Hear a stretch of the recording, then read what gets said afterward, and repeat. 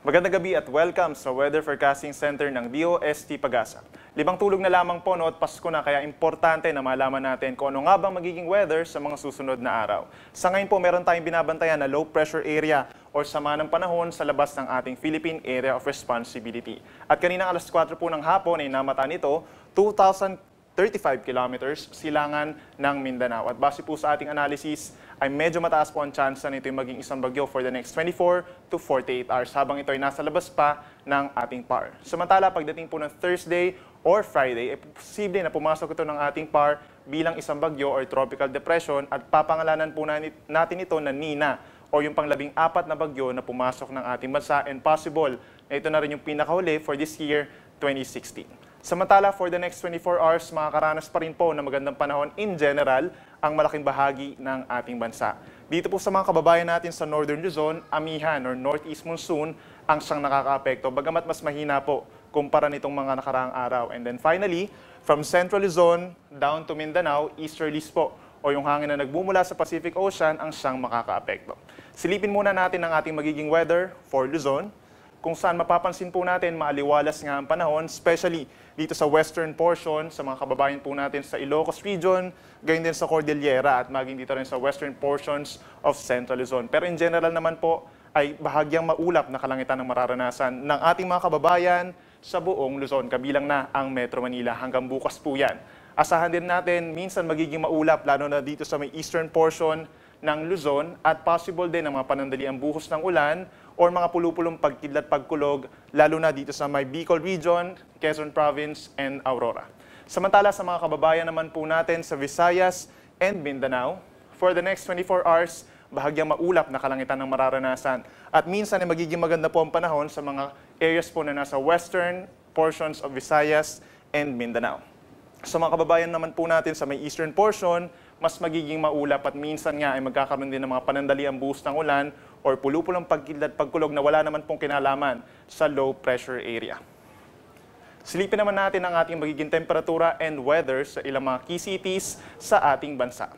Sa mga syudad po sa Metro Manila, asahan po natin ang magandang panahon sa susunod na 3 araw at wala pa naman direktang epekto ang nasabing low pressure area na posibleng maging bagyo. Bukas po, asahan natin bahagyang maulap hanggang sa kuminsan ay maulap na kalangitan at aasahan pa rin natin ang mga isolated thunderstorms dito sa Metro Manila. Medyo mainit po bukas no, maglalaro mula 24 hanggang 32 degrees Celsius ang temperatura. Maaaring magpatuloy ang nasabing temperatura, range of temperature sa araw ng Thursday and Friday. Sa mga kababayan naman po natin sa Baguio City, iiral pa rin ang northeast monsoon or amihan. Kaya't asahan po bukas, bahagyang maulap, hanggang sa kuminsan ay maulap na kalangitan ng mararanasan ng ating mga kababayan sa Baguio. At ang maganda po dyan, malamig pa rin. Maglalaro mula 14 hanggang 23 degrees Celsius bukas ang temperatura. Sa araw naman ng Thursday and Friday, 15 hanggang 23 and 15 hanggang 24 degrees Celsius ang range of temperature at mababa lamang ang tsansa ng mga panandaliang buhos ng ulan. Sa mga kaigsuonan po natin sa Cebu, asahan po natin bahagyang maulap hanggang sa kuminsan ay maulap ang kalangitan at medyo maliit lamang po ang tsansa ng mga buhos ng ulan.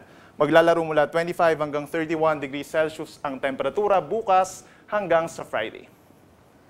And then finally, sa mga kaigsuunan po natin sa Metro Davao, asahan pa rin ang bahagyang maulap at minsan ay nagiging maulap na kalangitan. Mas mataas ang tsansa ng mga kababayan natin dito sa Metro Davao dahil nasa eastern portion ito ng ating bansa. Bukas po, asahan 24 hanggang 31 degrees Celsius ang temperatura. Pagsapit ng Thursday and Friday, nasa 25 hanggang 32 degrees Celsius ang temperatura at wala pa ring direktang epekto from the said low pressure area. Sa ngayon po, wala rin tayong gale warning dahil nga unti-unting umiihin na yung amihan. So ibig sabihin po, pwede naman maglayag ang anumang uri ng sasakyang pandagat sa ating mga baybayin. Silipin naman natin ang magiging sunrise and sunset natin bukas. Si Haring Araw ay sisikat sa ganap na 6:16 ng umaga at lulubog naman ito 5:32 ng hapon bukas. Patuloy pong magantabay sa may papalabas na updates ng Pag-asa by following Twitter page DOST_Pag-asa. I-search po din natin sa Facebook page DOST_Pag-asa and click follow. Pagdating naman po sa YouTube, just type in Pag-asa TV and subscribe. And then finally, click on www.pagasa.dust.gov.ph for more weather information.